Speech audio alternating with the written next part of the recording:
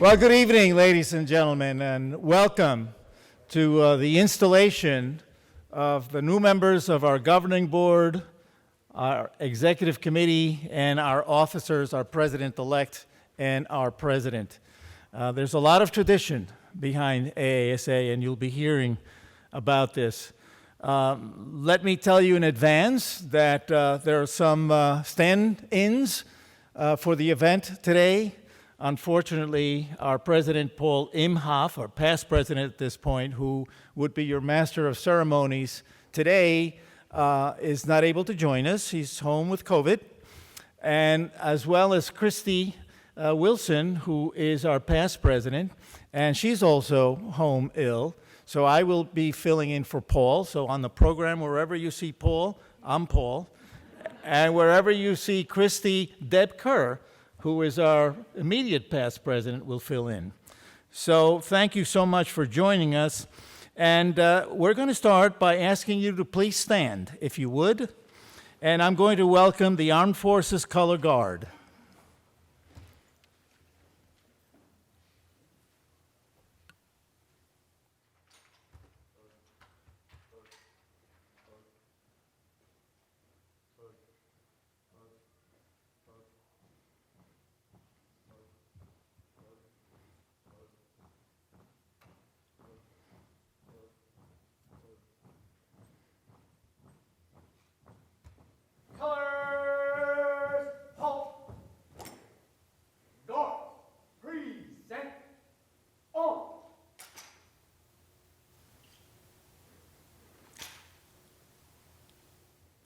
And now, ladies and gentlemen, the Pledge of Allegiance will be led by Barbara and Ira Malauer, who are Shari, Camhi's sister and brother-in-law.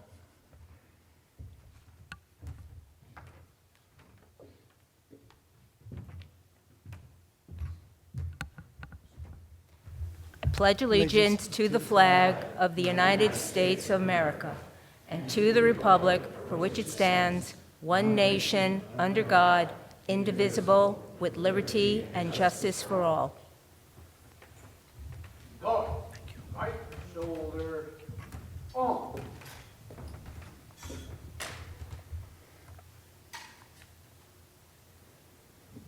Color turn, march.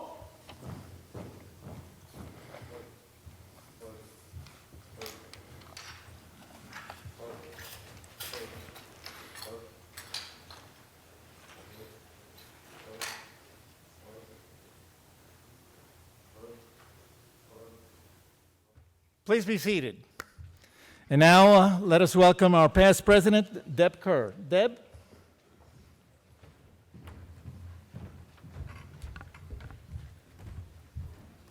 Thank you, Dan.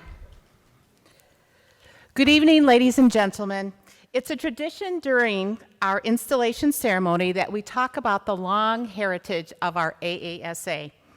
As many of you know, AASA was started in 1865, which means as an association, we're now over 150 years old.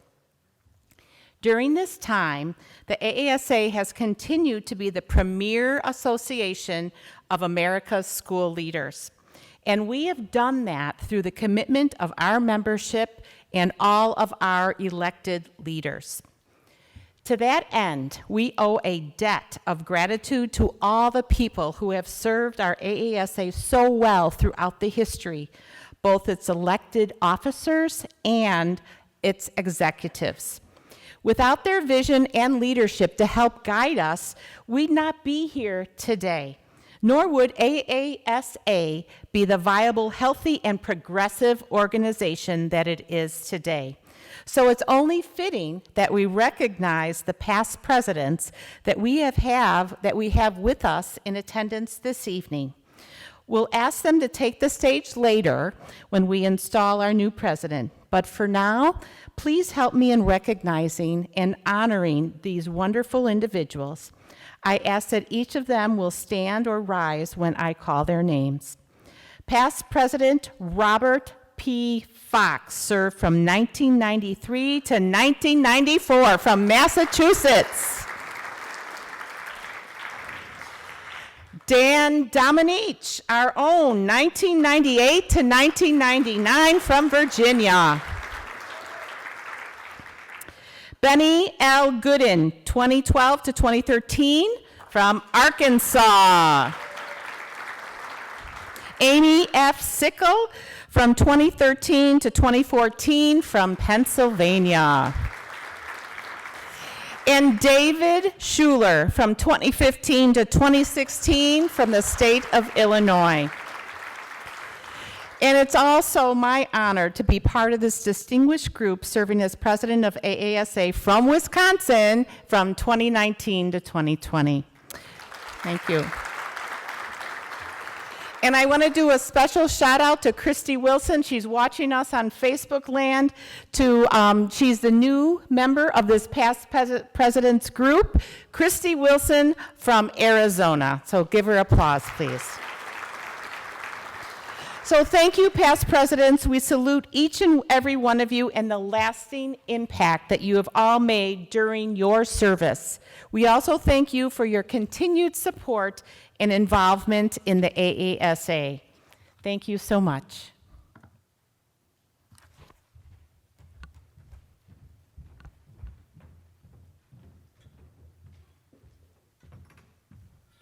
All right, thank you. Thank you very much, Deb. And I want to take this opportunity to thank the members of our governing board and our executive committee and our staff for the terrific work that they have done, particularly over the last couple of years when it has been so difficult for educators and for superintendents. So thank you so much for the great work that all of you continue to do. So now it's time to install the newly elected governing board members. And as I call your name, please stand and remain standing until we have sworn all of you in. From Region 1, we have Roy Getchell. From Region 1, Clayton Holland, Brad Moore, and Wayne Workman.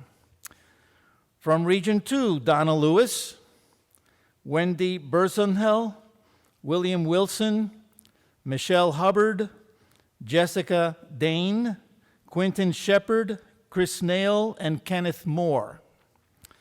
From Region 3, Dan Peterson, Joseph Studding, Chris Timmis, Christopher Mills, Jeff Elstad, Rupak Gandhi, Mark Nogel, Tracy Davis, and Paul Schley.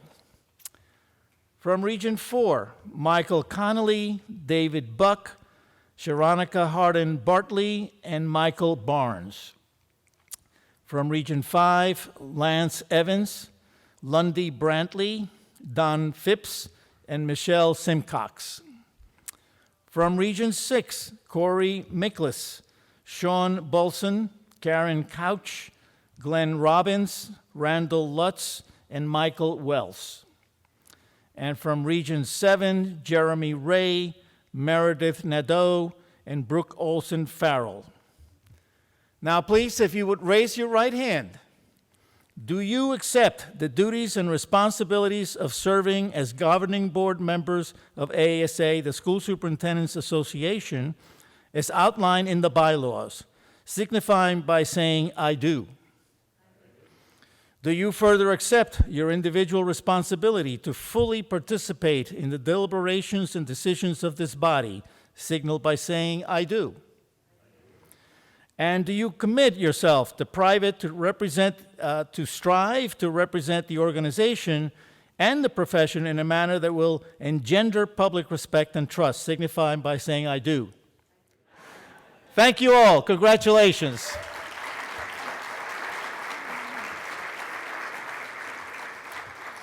So with the continuing members of the governing board that are here, would you please stand up so we can recognize you, our continuing governing board members. Thank you. Thank you so much for the work that you've done this past year.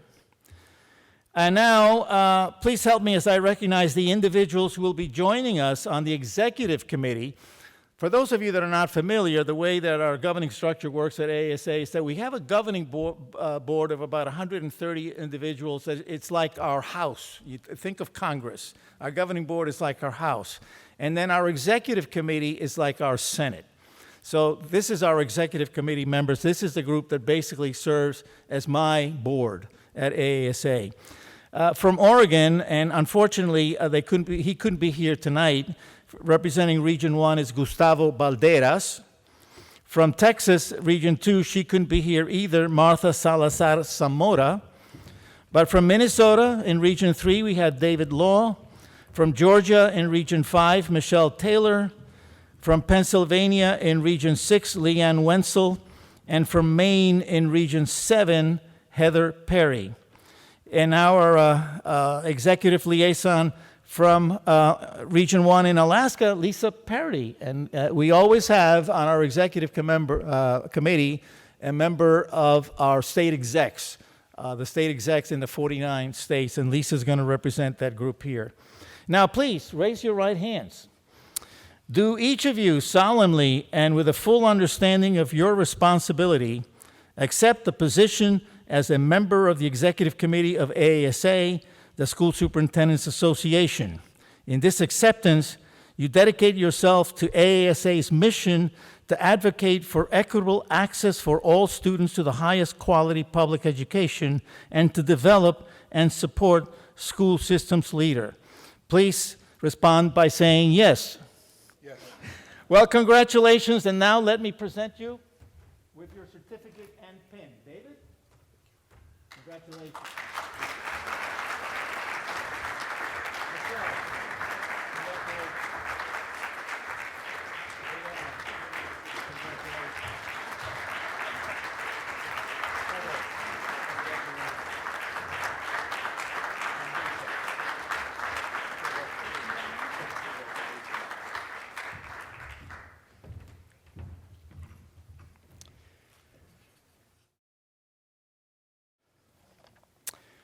Now the continuing executive committee members, please, that are here, would you please stand so we can recognize you, the continuing executive committee members.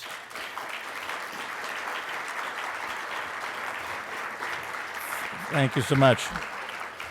So now it's my pleasure to introduce our president-elect, Gladys Cruz. Gladys, will you please come to the stage?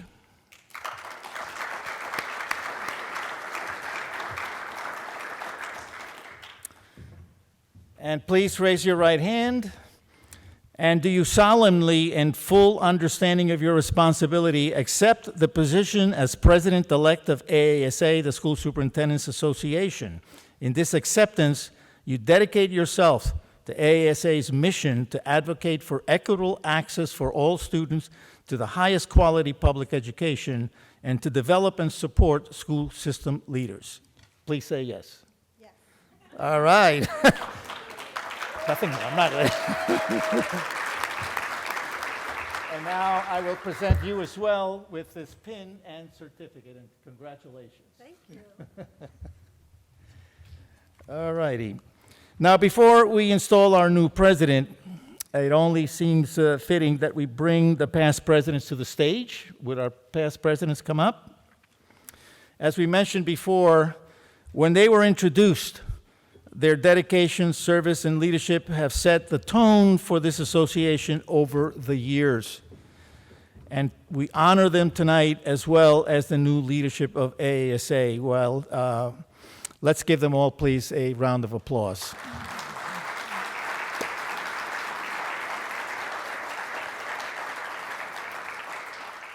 You know, if you see the list of past presidents that's in the very back, you will notice that my name is creeping up very much near the top. I don't know how that's happening, but it sure is. Now the main event, and it is my very great honor to install my colleague and friend as president of AASA, the School Superintendents Association. Please welcome the superintendent of the Baldwin Union Free School District in Baldwin, New York, Shari Camhi. Shari?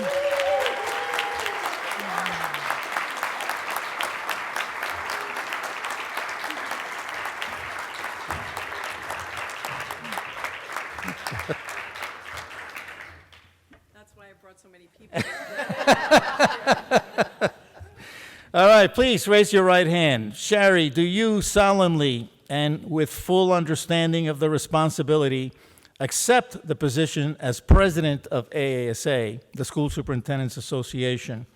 In this acceptance, you dedicate yourself to AASA's mission to advocate for equitable access for all students to the highest quality public education and to develop and support school systems leader. Okay. And it is with pleasure that I hand you the gavel as the newly installed president of AASA and the president's pin as symbol of your office.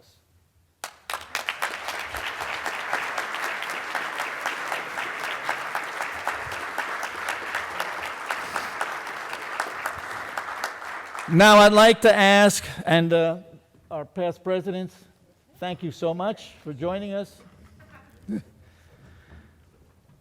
I'd like to ask the Board of Education trustee of Baldwin Union Free School District, Karen Reed, to come to the stage for the presentation of the scholarship check.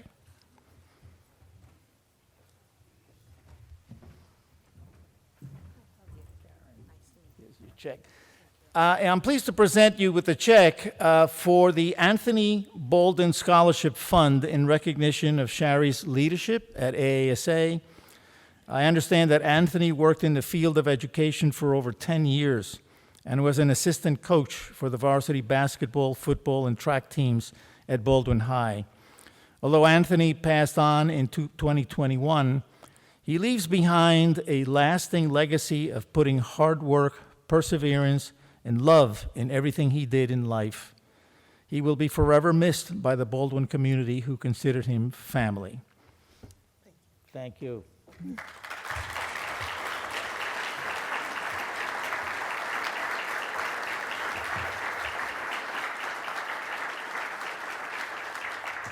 And now please help me in welcoming Max Geller, Shari Camhi's son, and Mary Jo O'Hagan, Board of Education trustee of Baldwin Union Free School District.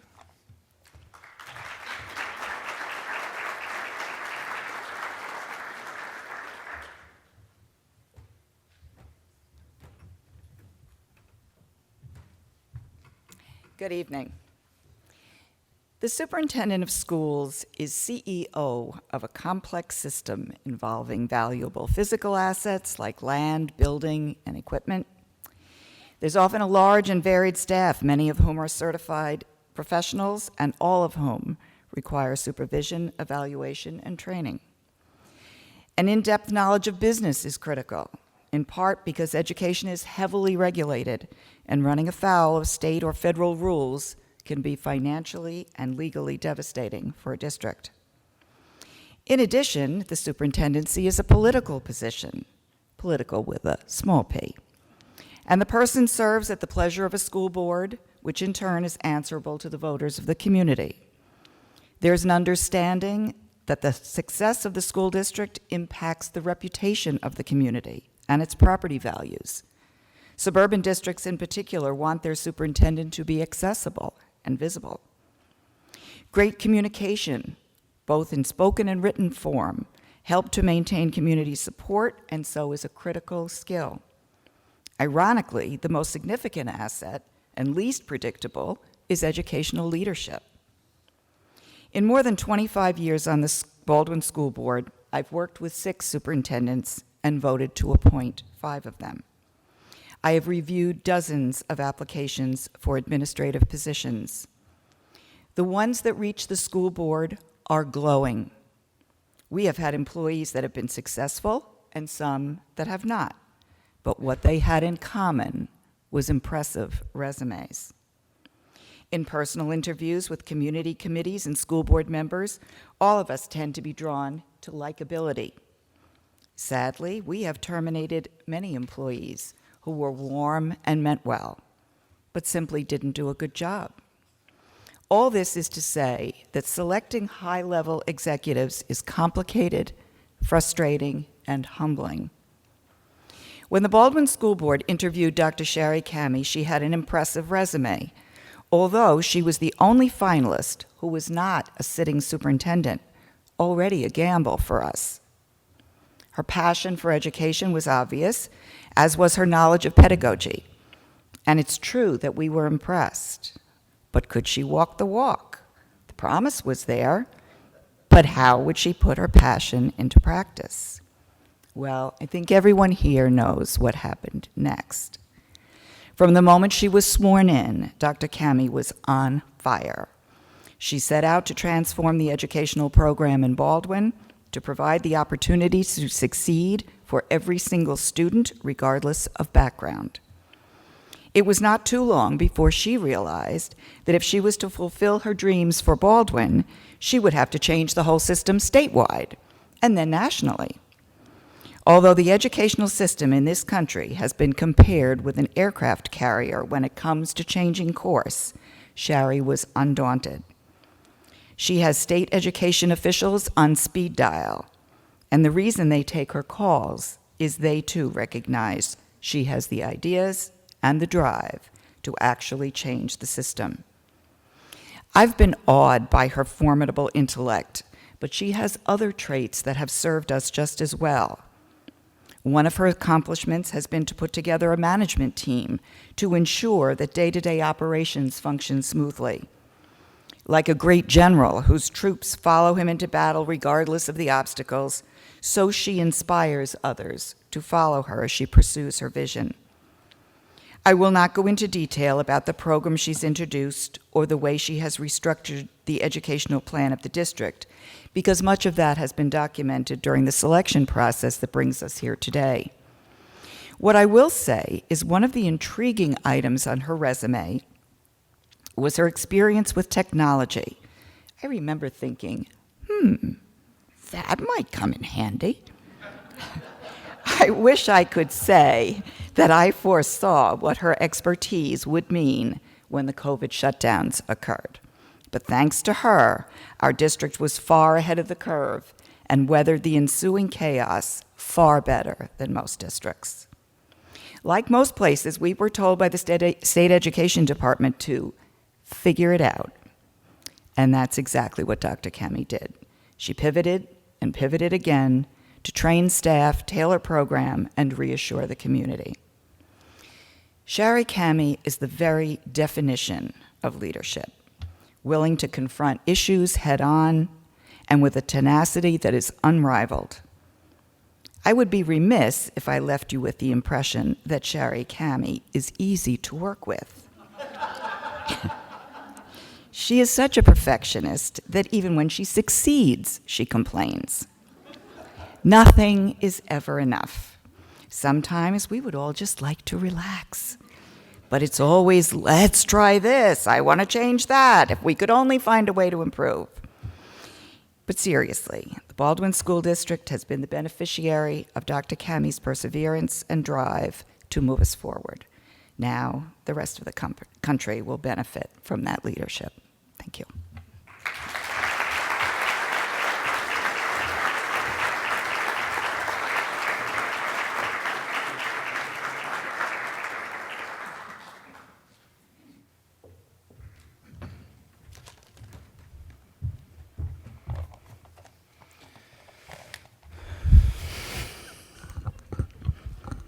Not easy to work with.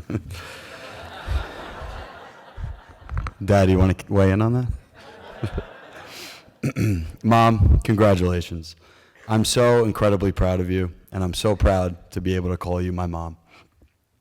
I cannot wait to see what you accomplish as AASA president. I know it's typical for parents to brag to their friends about their children's accomplishments, but I frequently brag to my friends about my parents' accomplishments, and in this specific case, my mom's. A couple of months ago, I was sitting with a few of my home friends from Long Island, and they're from different hometown, and we were talking about schools and,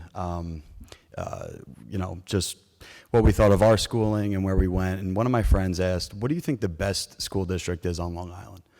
And without hesitation, I barely even let him finish the question. I said, Baldwin. And he looked at me like, Baldwin? And, no offense, but if you're from Long Island, there's like two or three typical answers to this question. And I said, yeah, I said, Baldwin. I said, do me a favor. Go look at what they've done with their classrooms. Go look at the academies program. It will change the way you think about public school. And then, of course, one of my other friends told him that my mother was a superintendent, so that kind of ruined ruin my credibility a little bit, but the point still stands. There are so many people who know my mom as Dr. Camhi. There are a few people, well, really only two, that know her as Mom.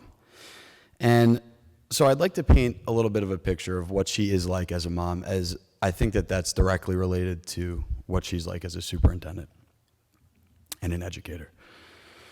My mom is the most loving, caring, and generous person I know. It's kind of hard to put this into words because it's something that's somewhat intangible, but whatever issue I face, how big, how small, and I tend to take very small issues and turn them into very big issues. My mom always picks up my call, no matter who she's meeting with, no matter how important the meeting is that she's in, which I think upsets my dad a little bit. He gets sent a voicemail sometimes, but always, all right, always picks up mine and Ellie's calls. And 20 minutes talking to my mom always puts my mind at ease. And so I know she looks after her teachers, her administrators, and her students the same way she looks after me and Ellie, and will now continue to look after educators and students all across the country. My mom is incredibly supportive. I could point to a million different examples throughout my life where she's encouraged me to go after what I'm most passionate about. Whether it be her taking me to Home Depot to build a giant furniture piece in our basement that collapsed a few days later, or allowing myself and my cousin Jackson, sitting right there at age 10, to open a restaurant in her house and just absolutely destroy her kitchen. Or the countless sports, or the drum lessons, the filmmaking equipment, just encouragement. Whatever it is, she's always supported me 100% and always had my back. And I know she supports and encourages her students and educators in the exact same way. My mom is persistent, and if you really know her, she doesn't back down to anybody. A few years ago, she had an issue, one of her cars, she drove a Volkswagen, she had an issue with the windshield wiper. So she brought it into Volkswagen, and they told her, okay, this is gonna be X amount of money, and she didn't think she needed to pay for it, so she said, okay, I'm all good, and she drove out without paying, without getting it fixed. About a month later, her engine and transmission failed in the middle of the highway, and they notified her she was just outside of the warranty. So she'd have to pay a large sum of money to get it fixed. Well, a couple days later, she ends up on the phone with the vice president of Volkswagen North America. Tells her to bring it back into Volkswagen. He'd take care of the entire thing. She wouldn't have to pay a penny. So she does that. She gets everything fixed. The mechanic hands her back the keys. She thanks them, and she says, I still need that windshield wiper fixed. And so when it comes to her schools, she'll fight with whoever, whenever, however, to make sure that her voice is heard and that they get what they need in order for them to be successful. And so I'm happy to share my mom with public schools across the country. She's not only my mom now, she's yours too. Just know that she's someone who's going to push the boundaries, someone who will consistently ask for your very best, will never settle for the status quo, will require you to be creative and work hard, and through it all will always support you, care for you, and have your back. Mom, you're the strongest person I know. The journey has most certainly not been easy, but I'm excited that you have finally gotten the recognition and the platform that you deserve. You are so smart, so innovative. You're an inspiration to me and everybody who knows you in this room. Your passion is contagious. You're a pioneer in education. If your career to date serves as any example, you are bound to do monumental things as AASA president. Like I said before, I'm so proud of you, I love you, and I'm excited to see what you accomplish throughout this next year. Congratulations.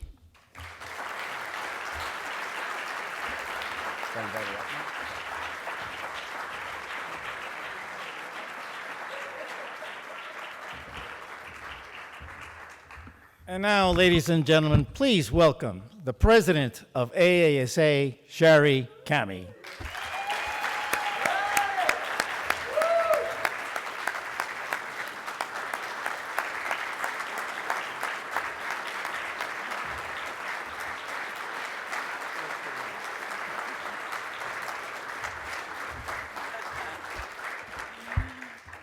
don't know how you follow that. Let's all just go eat. So, as you heard, this is just so important to me. And it's important to me because we all start life as a number. We start life as a number. How much did the baby weigh? How big was the baby when it was born? And that measure of a number continues throughout. Sometimes that's good, right? We want to know that you have a good blood pressure, and we want to know that your vitals are good. And in medicine, numbers are important. But then we bring kids into school, and we turn kids into numbers. And we all know what that does, right? So I want to share a couple of personal stories about that. When I was in 5th grade, well, let me go back. I'm a Brooklyn kid. Now, I know you don't hear that accent because I have worked years to lose that accent. But I am just a kid from Brooklyn. My sister and I grew up in a 2-bedroom, 1-bath apartment on the 8th floor of a 23-story building. And it came to light for me many decades later that the floor that you lived on was determined by the income of your family. And so I lived on the 8th floor of a 23-story building. That should tell you just about how we grew up. But we had a great childhood, and we had a great life. So there's another number, right? 8 of 23. When I was in 5th grade, as we all did, we took those standardized tests, right? And back then in New York City, it was the Iowa test.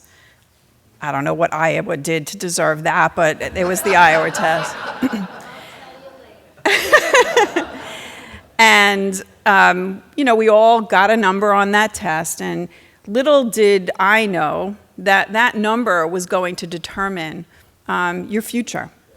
Because in New York City, in 5th grade, back in not going to finish those digits, you can not need to know, it determined whether or not you were going into a program called the SP program.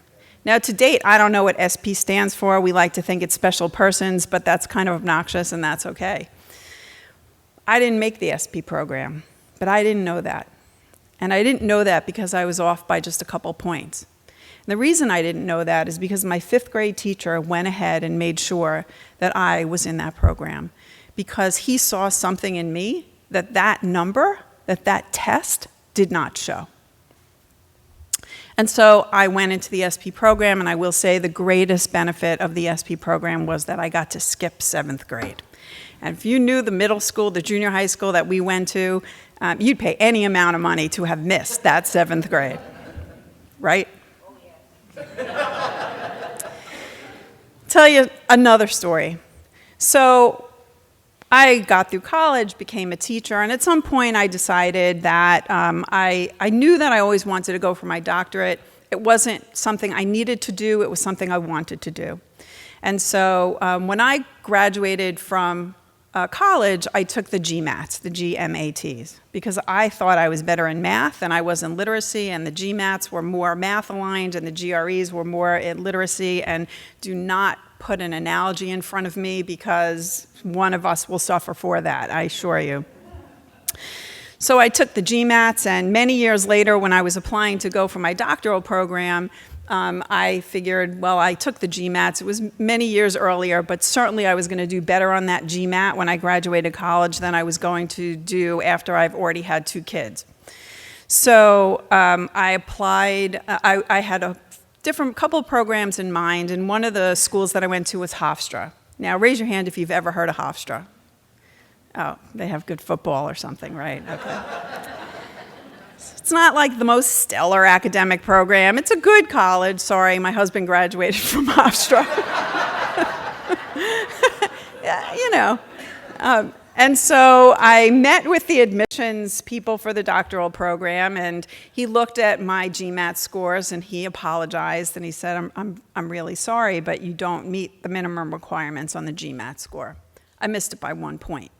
So you understand me. You know me a little bit better. You heard that attitude of mine from my son, and I looked at the guy I was sitting with, and I said, "Really? You're asking me to take this test again because of 1 point from so many years ago. And he gave me that administrative, bureaucratic, yes, I'm sorry, there's nothing we can do about that. And so instead of going to Hofstra for my doctorate, I went to Columbia for my doctorate because they did not care whether or not there was a GMAT score. Sorry, Stu, he looks mad at me. And through my experience in Columbia, I didn't get any grade less than an A, right? So go back to that number. I was not entitled to go to Hofstra because I missed that GMAT score by 1 point. And I was not entitled to go into that SP program because I missed it by a couple of points. But yet, here I am. And so looking at that number and thinking about what we do to kids through numbers is really something we need to think about and do something about. And so then 2020 comes, and here's a pandemic. I ask you, do you want somebody with a good GMAT score, or do you want someone who can solve problems, think critically, communicate well, and be creative in their thinking? Who do you want at the helm of those schools? I am going to tell you that my team who is here today, Anthony Miniella, Michelle Gallo, James Robinson, this is my team. This is a team who I think, you know, when you look at cartoons and you see the heads exploding, our heads were exploding. All 4 of us sat around a table. We sat on Zoom. We sat on Google Meets. We did everything we needed to do to figure out how we were going to do the things we were being asked to do with zero guidance from anyone. And I'm telling you, this team of mine is the most unbelievable team because it didn't matter the day, it didn't matter the night, it didn't matter the hour, it didn't matter if it was by phone or by Zoom or anything. We were going to figure it out. Now, I don't know what their GMAT scores are or their GRE scores, but I would not trade them for anything in the world, right? More than a number. And so when we think of our school systems, we need to think about how we reinvent what we do. I want you to know that there is a movement out there to destroy our public schools. It is a movement that is well-financed. It is a movement that is not sitting in the background. It's happening as we speak. So as we think about public schools, we need to think not how can we do what we do better, but how can we do what we do differently? That's where we need to be. When I think of Max and I think of my daughter Ellie, who is watching on Facebook Live, because that girl, whenever I am in DC, she finds somewhere else to be, and she is somewhere else. My nephew Jackson, you know, I think of the 3 of them, and I think, what were they like in school, and how could school have been better for them? And then I think about my niece, Emmy, and my son's girlfriend, Jill, who both became teachers. And I am so thankful that they became teachers. But I watched Emmy leave the teaching field this past June because she couldn't do it anymore. And I wonder why couldn't she do it anymore? Yes, the pandemic. But when we ask teachers to be rote in what they do, when we ask teachers to worry about those numbers, when we ask teachers to look at a score on a reading test instead of looking at the full picture as doctors do, as diagnosticians, we are making a mistake and we are losing some of the most talented people in that field. I would give my right arm for any one of my children to have had Emmy as a teacher. She is unbelievable, and we lost her. And we need to worry about that. And so when we look at Baldwin Schools and the work that we've done, and I want to say that my entire board is here, all of them are here because as a team, they are unbelievable. Yes, I might be a bit of a pain in the neck every once in a while. But I know you love me for that. I am going to tell you that the 6 of us have this unbelievable relationship together. And our relationship is built on trust. It's based on a common understanding of where we want to be and what we want to do. And we do that work together. We stay in our lanes, but we do that work together, always. Because if we separate, we are divided, we can't move forward. And so the work that we've done in Baldwin is to really think about every individual student. We think about who do we want our kids to be? Because what we do as educators, we take all of these unbelievable kids with these incredible skills and these differences and the things that make them special, and we stick them in this funnel and we make them come out one small little hole trying to replicate what someone out there thinks is what they should be. Instead of looking at our kids and asking our kids, who are you? What are your strengths? What are your weaknesses that we can tweak and make better? And how can we make you into the person that you deserve to be? How can we give you the skills and the experiences that allow you to be who you are, not who we have determined you to be? And so that is the work that we're trying to do in Baldwin. I have a 3-minute video that is just the visuals of what Baldwin looks like, and I would like to share that video with you now.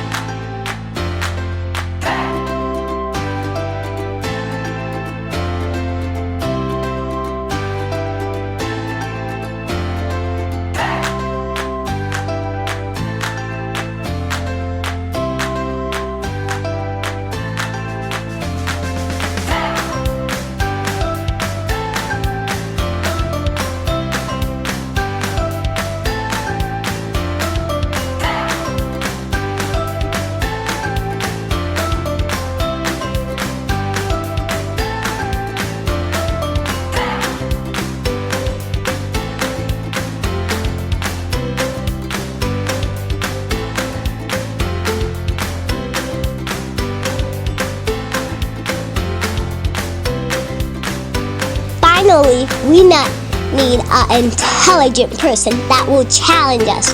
Hey, wait a second. That sounds like our dads.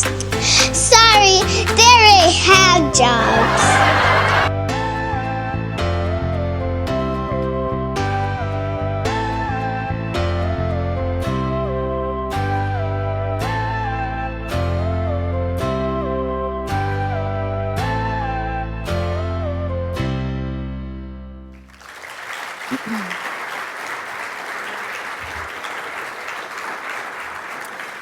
That's what learning looks like in Baldwin, right? There's not rows and columns of kids. There isn't this roteness that's going on. It is about every individual student. That is what we're trying to do. So today I ask you on this journey, as Max said, I've got 1 year to get as many people on board. And as Mary Jo said, try and not do this with me. It's not going to happen. We are at the beginning of really telling people we need to be doing something different. It is not just about a number. It is not just about a number. Numbers don't tell the full picture, right? And it's not just about this kid from Brooklyn. It is about every single one of the kids who pass through the halls of our buildings. It is about the learning that happens outside of school as well as inside of school. We really need to be thinking differently. It's not about doing what we do better. It is about doing what we do differently. Thank you.